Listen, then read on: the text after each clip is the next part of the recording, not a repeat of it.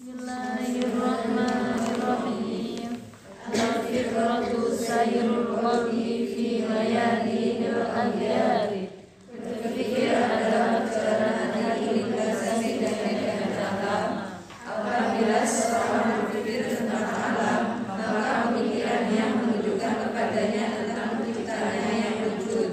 Pemikiran yang umum terjadi pada orang awam. Apabila seseorang berpikir tentang kebaikan, lalu tentang pahala, kedekatan kepada Allah Subhanahu wa Ta'ala, dan hal-hal lain yang berkaitan dengan amal kebaikan, maka dia tergerak untuk melakukannya. Dan jika berpikir tentang amalan maksiat beserta semua akibatnya, maka terdorong untuk meninggalkannya. Pemikiran yang demikian ini adalah yang dilakukan oleh orang-orang yang tekun beribadah.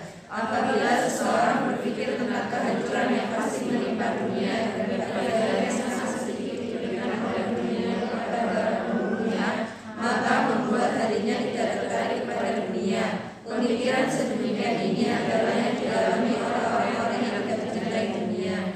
Apabila seseorang berpikir tentang kalimat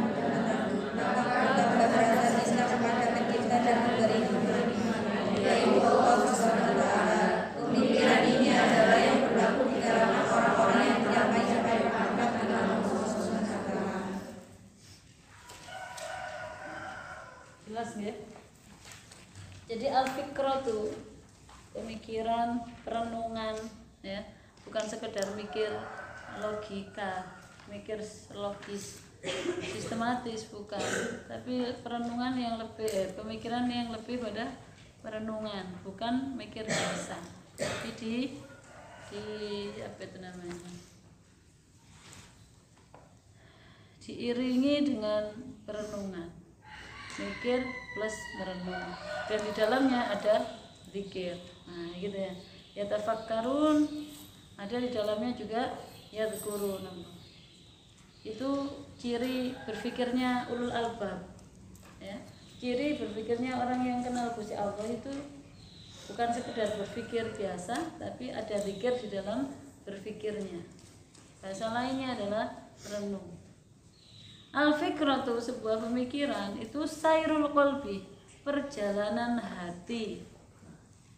Fi mayadinil aghyari, ya, yang melintasi medan-medan, maidan itu apa itu? Lapangan-lapangan aghyar alam, ya. Jadi alam ini bisa membantu kita untuk mengenal Allah, untuk dekat dengan Allah, dan untuk mencapai Allah. Nah, ya, berpikir itu metodenya. Sedikit contoh, ini berarti artinya dalam hikam ini memberikan semangat pada kita untuk berpikir filosofis, ya, berpikir. Fitrahnya seorang manusia itu adalah fikir. Allah menciptakan kita, berbedanya dengan makhluk yang lain adalah di akal, ya, itulah yang akhirnya menjadikan kita punya nilai plus dibanding makhluk yang lain. Nah, nek menungso kok gak senang mikir, nah, itu berarti dipertanyakan kemanusiaannya. Ya. Terus aku mikir gak, ada nggak kayak gitu? Terus aku tak ngotot aja, gitu. Gak usah ngakal gitu lah. Artinya wis aku tak kerja mbek otot, ya wis, berarti Gusti Allah hebatnya begitu, ya, adilnya Allah. Ono sing kuat mikir, ono sing kuat ngotot. Nek kabeh kuat mikir, ya sing kerja sapa, sing nggambangono pondok sapa, ya. Tapi kalau sing gelem dadi tukang, ya abot ngotot. Dia yang ngakal, ada yang ngotot. Nah, sekarang sampean lah coba kenali diri sampean sendiri.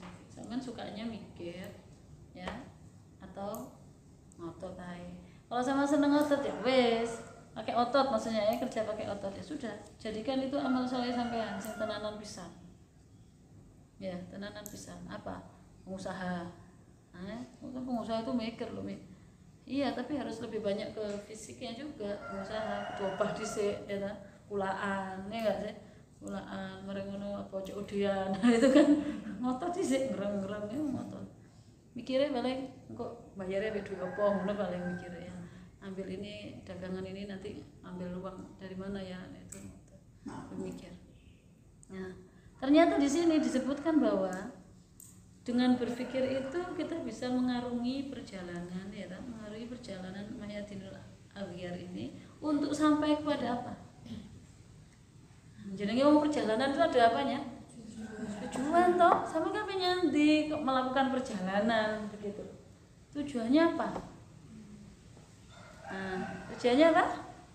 Yang dimaksud di hikam ini adalah Gusti Allah. Perjalanan ini Gusti Allah, Mbak. Tuh apa tujuan dari perjalanan kita itu Gusti Allah. Kalau al-fikra itu adalah apa itu namanya? Perjalanan hati, ya. Bentuk perjalanan hati dalam mengarungi Mayadinul Aghyar ini, ya. Ke luasnya semesta ini untuk apa? Nah, gitu loh. Untuk apa kita berpikir kayak gitu, merenung panjang tentang alam semesta ini, tentang kehidupan kita, tentang apa yang ada sekeliling. Untuk apa? Ya kan? Kira itu tujuannya jelas, ya. Tujuannya adalah Gusti Allah. Dia dalam berperjalanan, ya. Saro yasiru, sairon ini, sairul qalbinya, perjalanan hatinya itu akan fokus untuk sampai kepada tujuan gitu loh. Enggak gerombolan kemana-mana, ya, enggak sampai tersesat kemana-mana dalam jangka waktu yang lama. Gitu. Mama nggak nikah? Ntar dulu tuh Bu, nanti kalau udah punya setir bunder, jadi kadang-kadang aku ngajar biar setir bunder. Kapan nih? Loh ya jangan gitu tuh Bu, ya didoakan segera. Orang ngono kan nikah iku ya ambek bojone iku mulai awal timik-timik kudu setir bunder ya ambek bojone bareng. Oke. Jadi ternyata bener Gus Miftah, ya. Siapapun orangnya, sejelek apapun manusia ngecap manusia itu, kebutuhan manusia yang kata orang itu bergelimang dosa, elek-elek wong, kebutuhan akan Allah itu sama gitu. Nah, setiap kita manusia itu sama, berkebutuhan kepada Gusti Allah itu sama, dan mereka punya hak gitu loh untuk dihargai sebagai hamba-Nya Gusti Allah. Cara pandang seperti itulah yang menjadikan Gus Miftah pede aja gitu ke dunia malam untuk ngajak, ya, sholawat bareng, apa bareng. Nggak ada yang kemudian iki panggonan saru, panggonan apa jenenge, penuh dengan kotoran, tidak layak untuk di situ dilantunkan sholawat atau ayat Al-Quran. Bukan seperti itu cara pandangnya. Ya, sairul qalbinya Gus Miftah mengantarkan pada tidak ada bedanya. Santri kayak genggek kayak, ya, bodoh ternyata. Apa? Kesamaannya dia butuh Tuhan, sama dalam berkebutuhan akan Allah. Nah, nek gak ono sing ngejak. Ya, gak ono sing akhirnya lahannya Gus Miftah itu. Preman-preman enggak kena-kena itu. Tapi ya dia ternyata nek diajak sholawatan kelingan Tuhan, ya nangis kabeh gitu. Tapi karena bagaimana dia bisa bertahan di dunia ini, akhirnya tidak ada menurut mereka kalau ya cara lain, ini cara dia kayak gitu. Ya kan pelan-pelan ngajak uang. Seneng ya kalau kita dikasih anugerah Allah bisa punya apa itu, punya pikiran yang terbuka kayak gitu loh ya, nggak sempit, nggak hanya kebenaran itu hanya satu, kayak gitu ya gak bener. Kita harusnya bersyukur kalau jadi diberi anugerah Allah itu apa, pikiran yang terbuka, hati yang terbuka, ya. Open minded itu adalah menurut aku nikmat, ya, nikmat dari Allah yang perlu kita syukuri. Artinya bentuk syukurnya itu harus benar-benar digunakan untuk sesuatu yang positif gitu. Menebarkan kasih sayang kepada semuanya. Yang juga diajarkan Gus Dur, ya, selalu berpihak pada yang lemah, ya, selalu membela kaum minoritas. Itu guru kita, sang guru ya Gus Dur. Begitu, bukan tambah wong Hindu ojo dianu, gak usah diundang. Wong Kristen tidak seperti itu kan. bukan disayang-sayang. Bukan, artinya kan punya prinsip. Bagaimana Kanjeng Nabi waktu itu memimpin negara Madinah, ya, dengan piagam Madinahnya.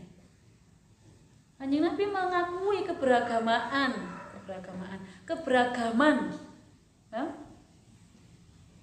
Mengakui keberagaman umat manusia dengan piagam Madinah. Di Madinah itu bukan dilarang loh ya. Yahudi Nasrani tidak dilarang untuk hidup di Madinah. Yang dimana waktu itu Nabi sebagai pimpinan negara sekaligus pimpinan agama. Ya, hanya Nabi tok deh yang sanggup menjadi itu pemimpin agama sekaligus pemimpin negara. Yang dicontohkan Nabi itu adalah mengakomodir segala bentuk perbedaan. Ya, di sana ada Yahudi, ada Nasrani, ada ada Islam, ada kafilah Arab yang berbeda-beda. Ya, sukunya beda-beda, tapi tetap dirangkul dalam kedamaian Islam. Rahmatan lil alamin. Salah satu bunyinya piagam Madinah kan gini. Melindungi ya siapapun, agama apapun yang mereka melindungi negara Madinah ini. Gitu. Jadi siapapun yang mau bayar peti, bayar pajak ya, itu berhak mendapatkan perlindungan, rasa aman. Apa di situ maksudnya? Ya masih non Islam, masih non Muslim ya Yahudi Nasrani. Tapi kok manut aturan di mana dia berada, mau bayar peti sesuai yang ditetapkan, mereka tidak memusuhi. Ya sudah, kita pun juga harus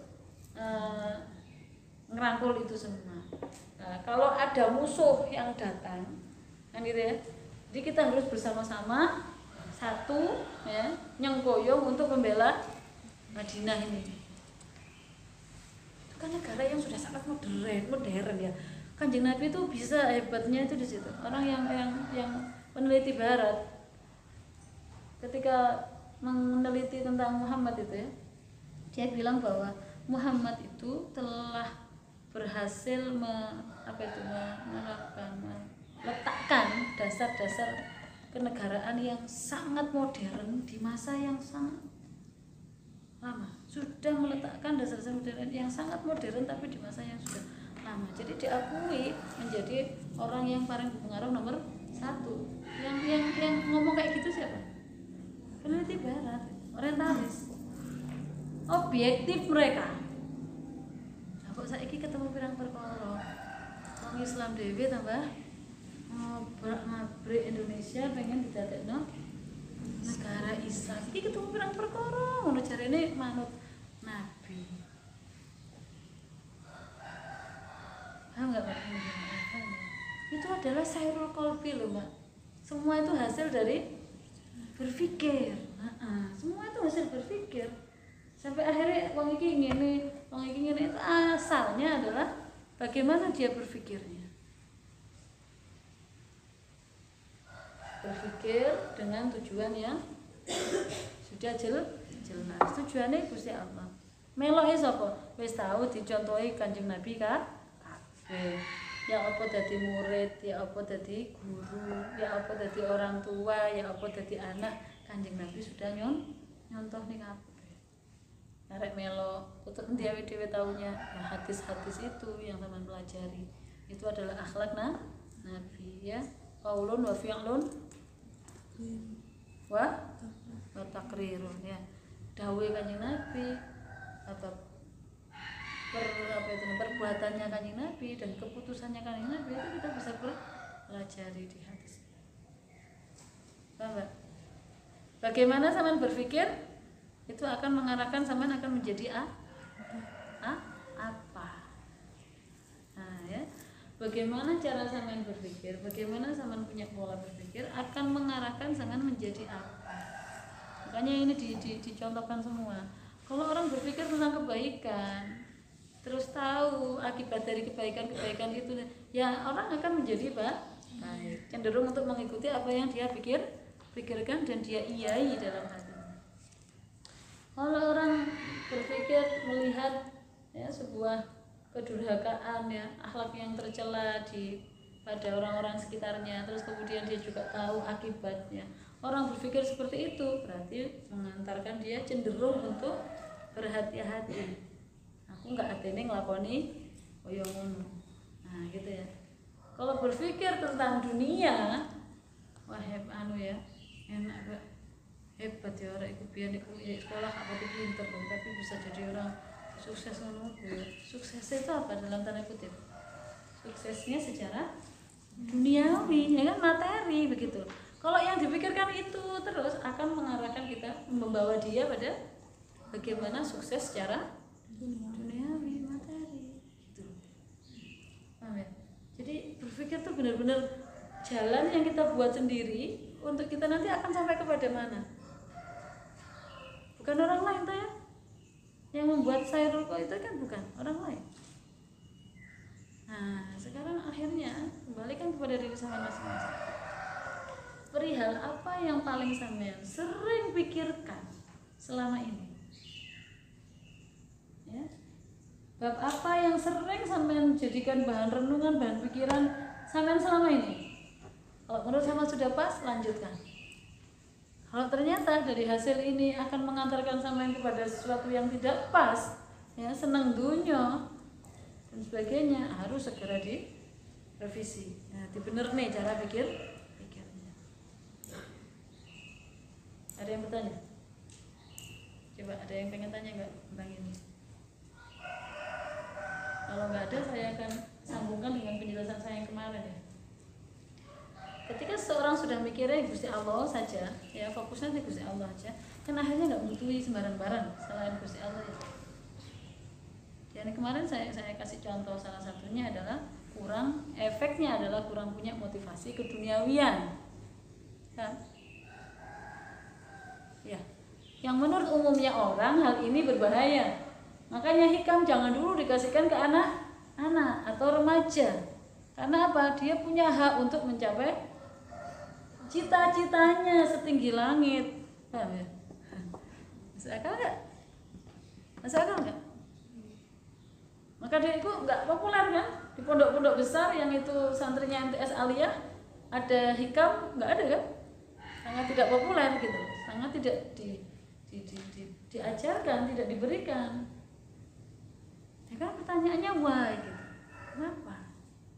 Ternyata pola pikirnya seperti itu. Bahaya dalam tanda kutip, bahaya.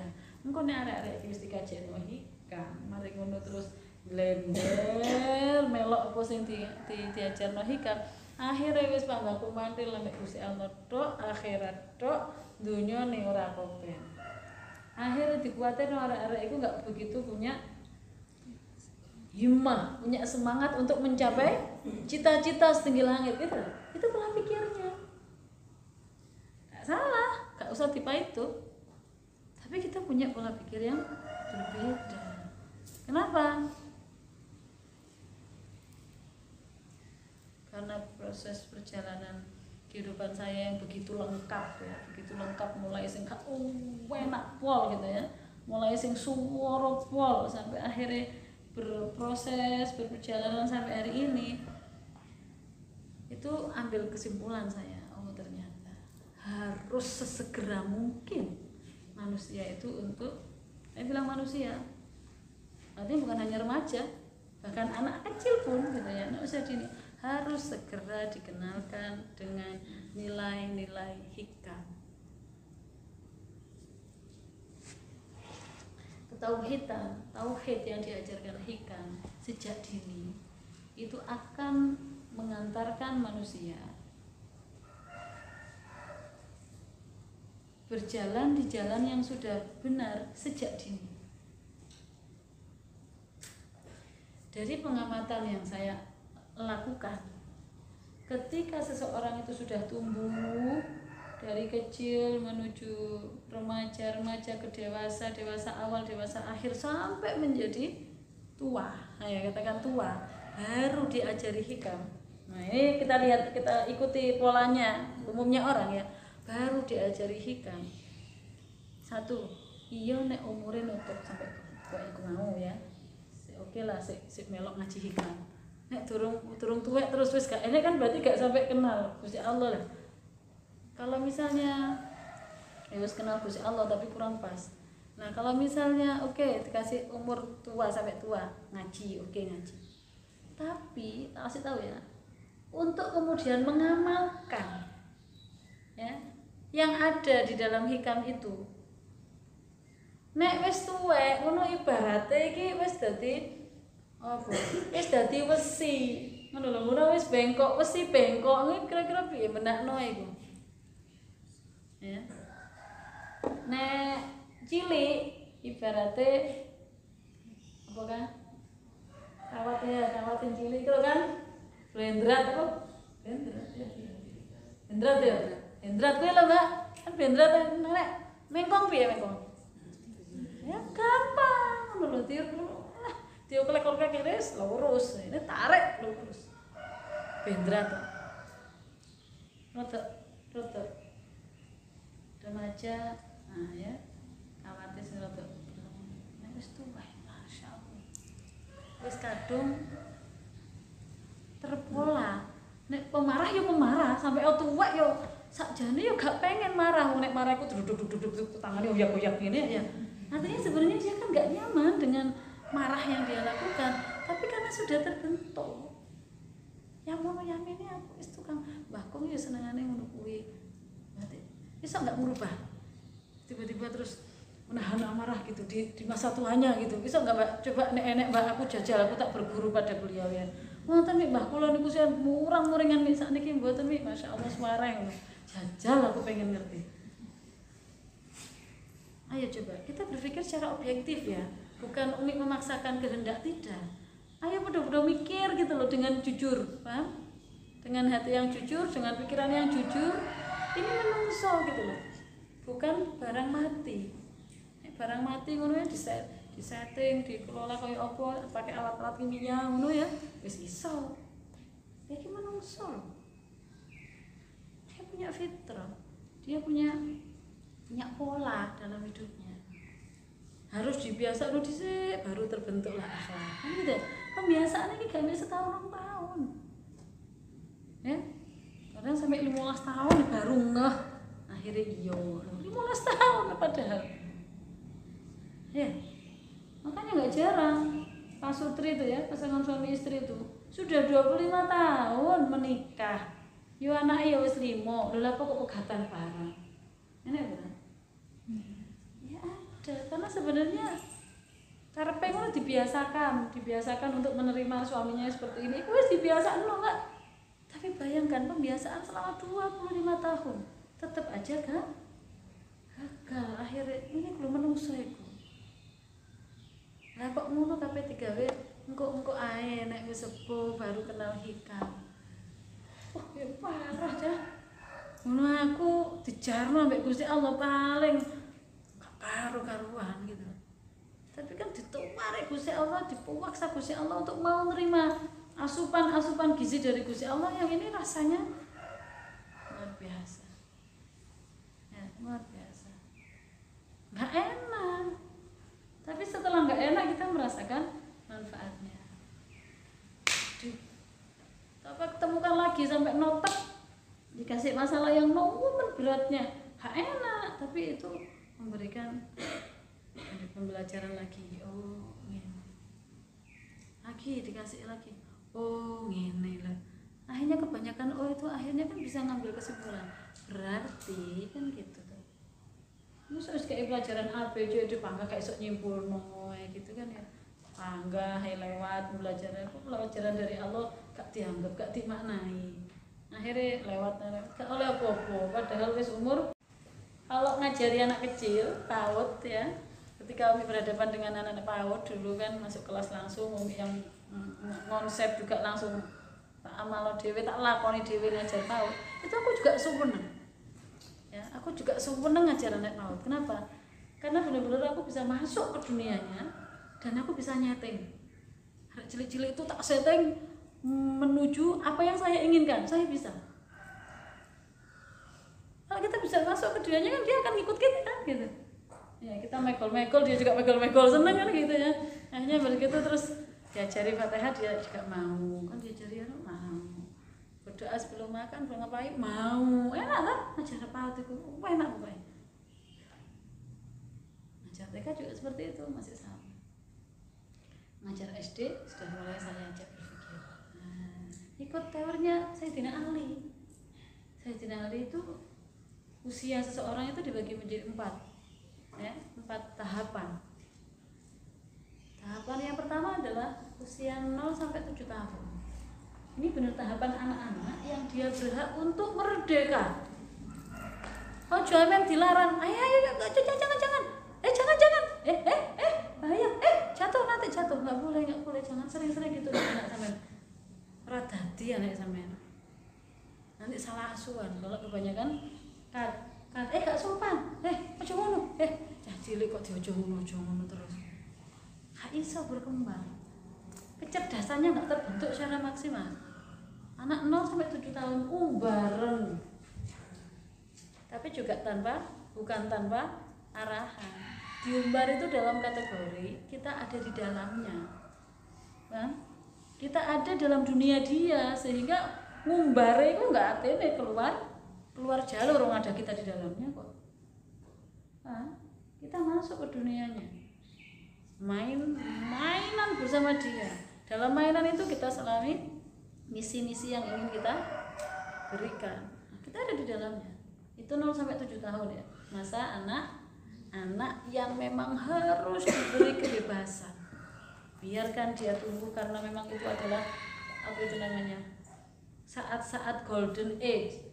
Ya, saat-saat ini otak ini benar-benar memproduksi kecerdasan sebanyak-banyaknya itu di usia itu.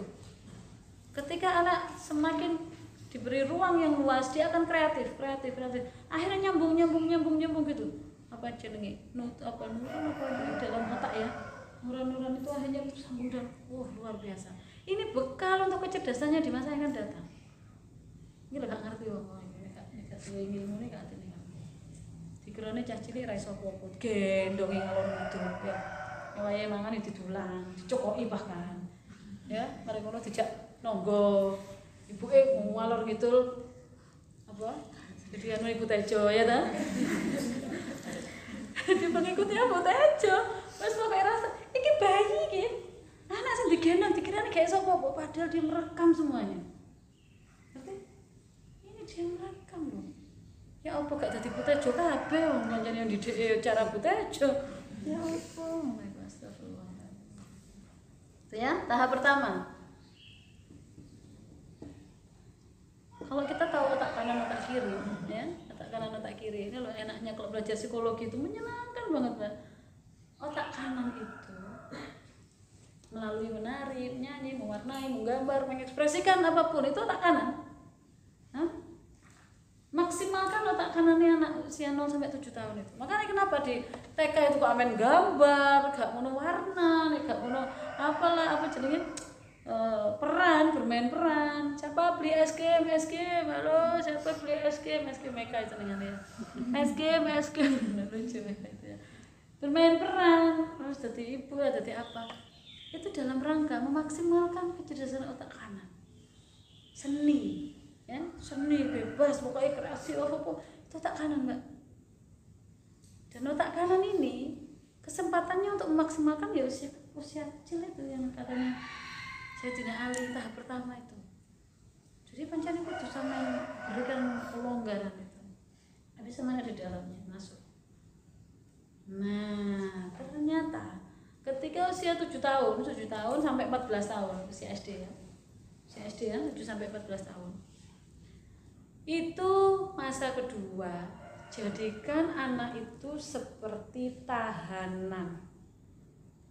Tahanan piye to, Mik? Kok di penjara berarti, Mik? Artinya gini, tahanan pada masa Nabi ya, otomatis kalau ini pendapatnya Sayyidina Ali, ya berarti aja ndelok tahanan saiki ya. Penjara saiki gak wenang gak ngono. Tahanan pada masa Sayyidina Ali hidup itu sangat terhormat. Loh, ya napa to jadi tahanan terhormat?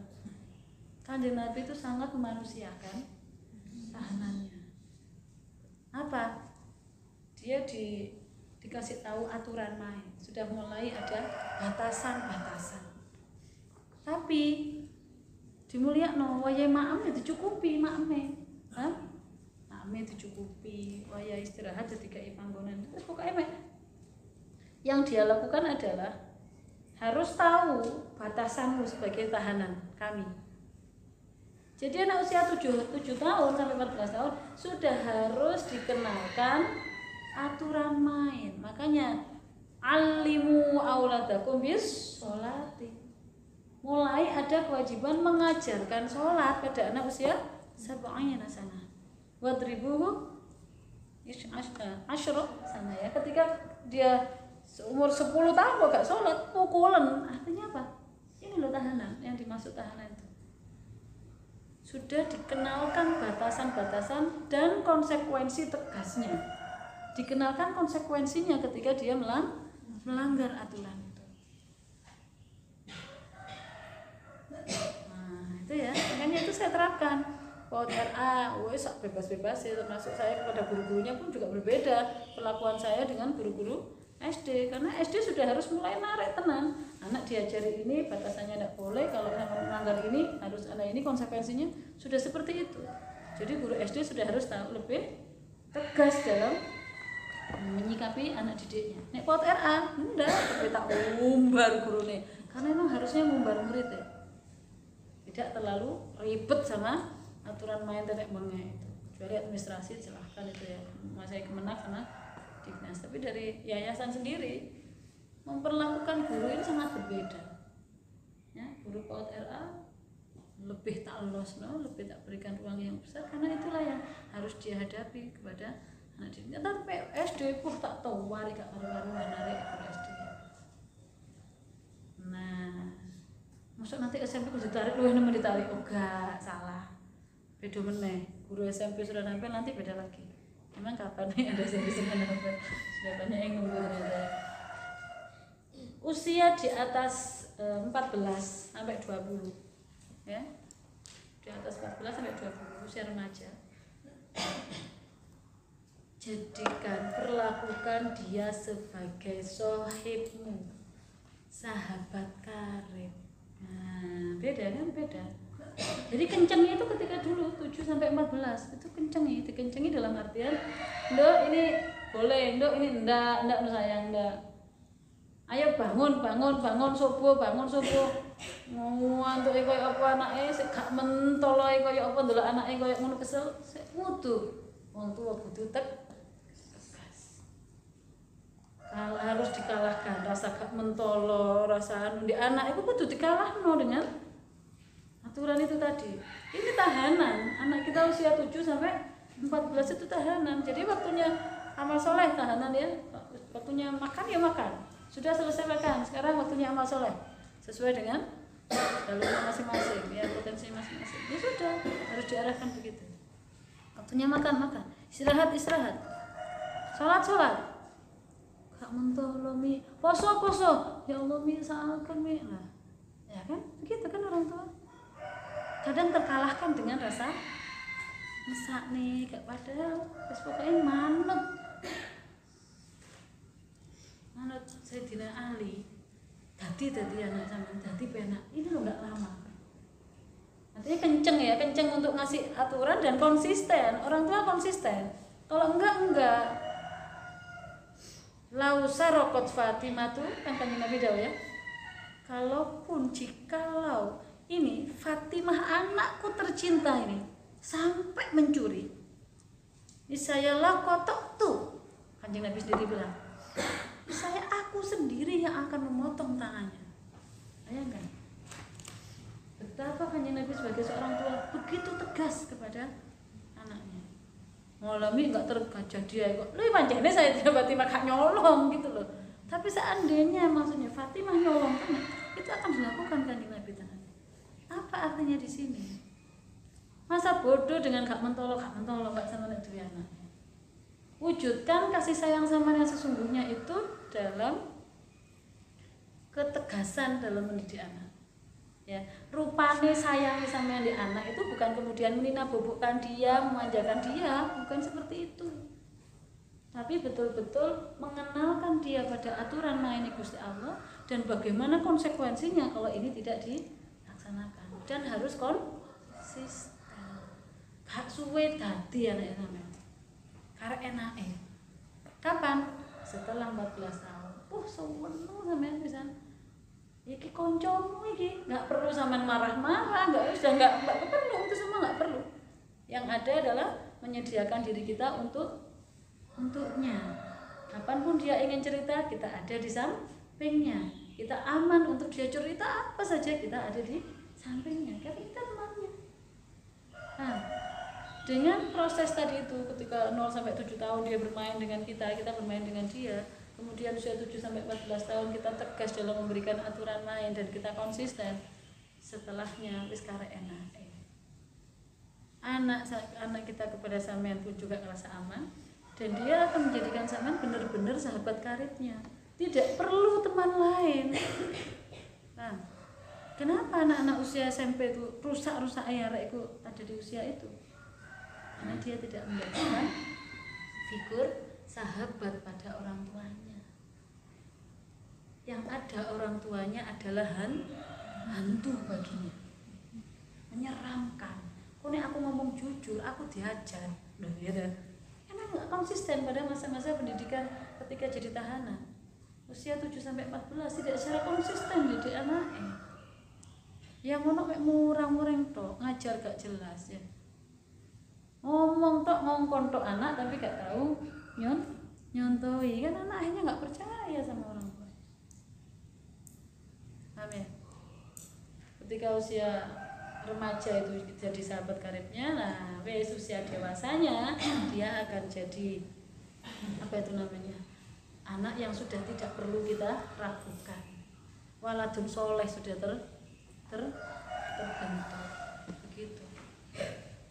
Sudah wes saatnya kan mereka sudah hidup dengan keluarganya toh. Dia akan meniti karirnya sebagai ibu rumah tangga kalau perempuan, bapak sebagai kepala keluarga itu sudah menjadi dia sudah berperan sesuai dengan jalannya, sudah benar wis enggak ini kuat.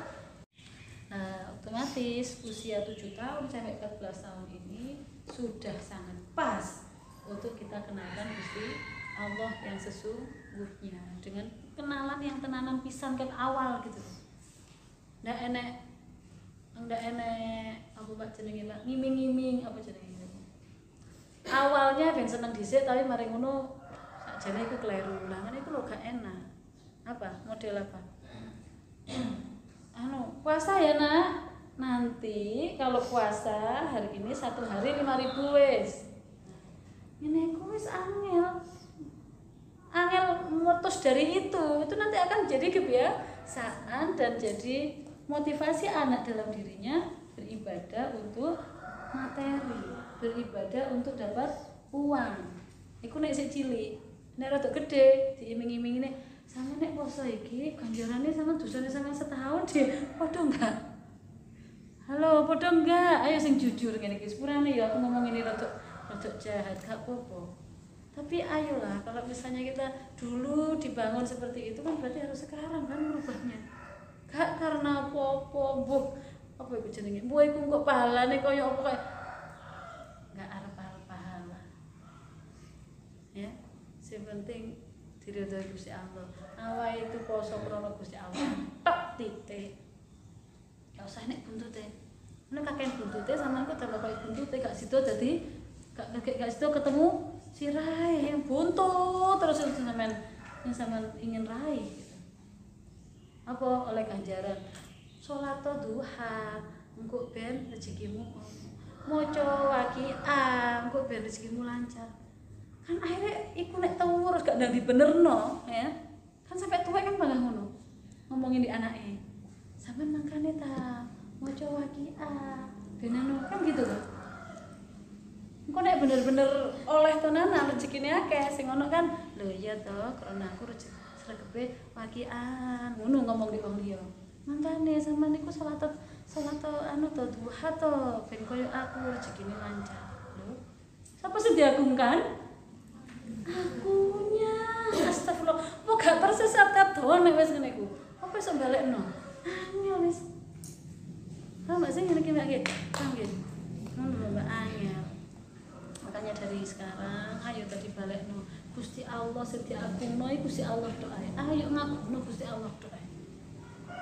Apapun yang kita dapatkan, apapun bukan karena posone dhewe, bukan karena hebatnya dhewe sing sregep poso atau sregep waki anu. Ora. Tapi bukan berarti Umi bilang kayak gini nggak usah sholat duha, bukan seperti itu. Niatnya itu loh dibeneri kan ya. Ibadahnya sudah benar. Sregeping ibadah sampun bener. Karek niate sing jero ati gak ketok iki lho ayo dibeneri pisan. Ben gak sia-sia. Niate apa? Krana Gusti Allah tok wis titih. Ojo krana ya.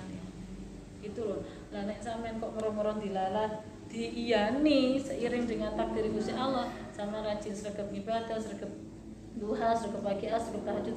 Lah kok sampean diparingi rezeki sing lancar, sing penak, kuwi dudu krana sampean. Nah, iki krana kemurahane Gusti Allah gitu. Nah, itu kan kudu dibiasakan to, Mbak. Berpikir seperti itu kan gak iso sakjet-saknyet langsung dadi lho nggih. Ngoten lho.